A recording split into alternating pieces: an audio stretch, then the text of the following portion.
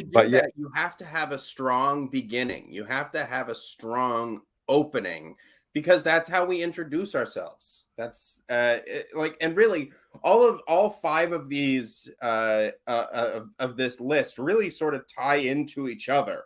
And like I feel like that's always the beauty of acting and auditioning is all the things that we like that contradict each other really go into helping each other work. And like that's right. so beautiful. Yeah, it's like an engine. It's like an engine or a computer. It's like Mhm. it's got all these components and parts, but when you put them all together, they're all clicking and they're all working. And I think it also comes down to storytelling. So, yeah, it's got a beginning, a middle, an end. So it's got an arc. You start somewhere, you Yeah, end somewhere that's different. different. And standing alone from the entire piece, meaning someone can watch that 60 to 90-second monologue that you're performing and know what the fuck you're talking about without seeing the whole movie or reading the whole play. And there's a trap sometimes of just assuming your audience is going to know it.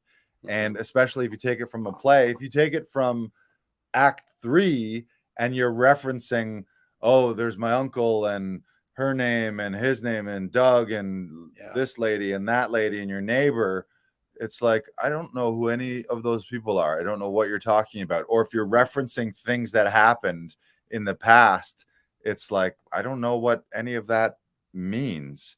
Yeah. So I've actually found that with a monologue that I've been working on for the last little while. And it's one of my six. And I've been doing it recently and thinking about it like, is this as clear as it could be? Or do I need to find another piece? It's active, it's talking about something, but sometimes it's not as clear. It's clear for me right, because I've been doing the monologue for probably about 12 years. But right, it but is it going to be clear for someone that has never heard of this piece, that has never seen it before, that is just being introduced to me right now? And does right. this speak to the best of my ability as it currently is? And I've been toying around with this idea for the last week or so. And so I sort of need to make a decision fairly quickly. Yeah, and you can cycle these out. Like maybe you work on one and you realize, okay, now I've got other ones that are better that can knock it out. Like you've got Mhm. your starting lineup that you can continually up level, improve, and swap things out.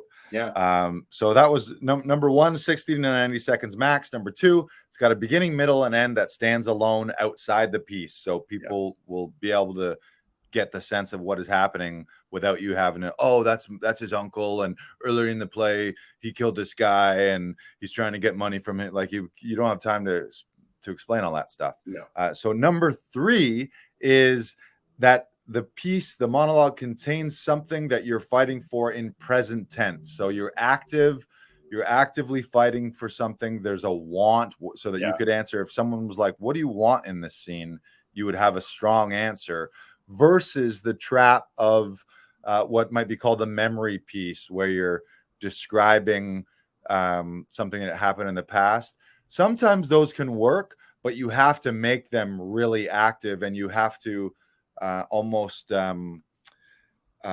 like translate it in a way that you're acting out that stuff in the past currently. Like sometimes when you meet a good storyteller, they're telling a story that happened 20 years ago, but they're Yeah. telling it in such a way that they're actively doing it and fighting for these things in that present moment. So it's like you're watching the story play out in real time now versus someone just waxing poetic, like, oh, back in the day, it was such a lovely date. We were so in love. Like those can be dangerous, where it's like you're just listening to someone almost give what's the word, exposition, where it's just you're Mm. just telling me about something that happened somewhere else, but nothing active is happening in the scene right now. Yeah. And you need something active.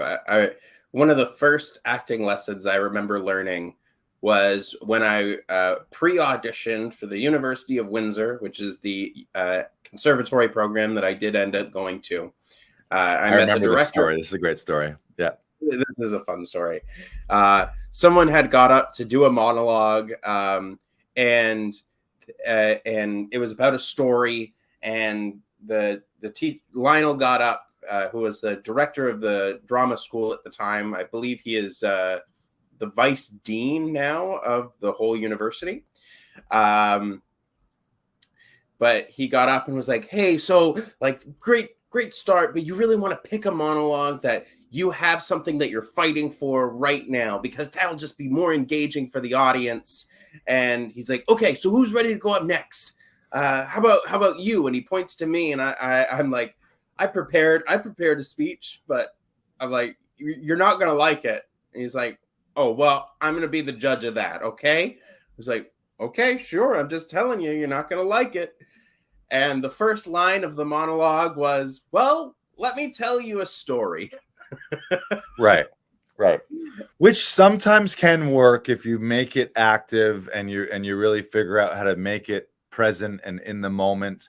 But I think at like 17 or 18, you really want something that's a clear fight rather than something that's not that's just a passive memory. And that's what it really was. It was a memory piece. And so like, especially if you're just starting out or just auditioning for schools or drama programs or something like that, you want something that is a clear fight, a clear want. And it's I find it's the same with stand-up comedians, because like they'll get up and start doing a bit that I've seen before, and they'll say, oh, well, yesterday my friend did this and blah blah blah, and like they've told it a lot, they've told it a million times before, and it happened maybe a year ago, but like they say, the other day my friend did this, right, and it just makes it more, oh, this just happened to you. Yeah, make it active and present tense. Number 4 is choose something that you love, and choose something that showcases you and your unique personality the way you would showcase you and your unique personality on a first date with someone that you wanted to move forward with in life. Meaning, be wary of the trap of, oh, this is a screaming victim piece where the whole point of it is I'm trying to show you that I can bawl my eyes out. Or the flip side, this is the most racist, horrendous rant to show you what a mean, crazy psycho I can be.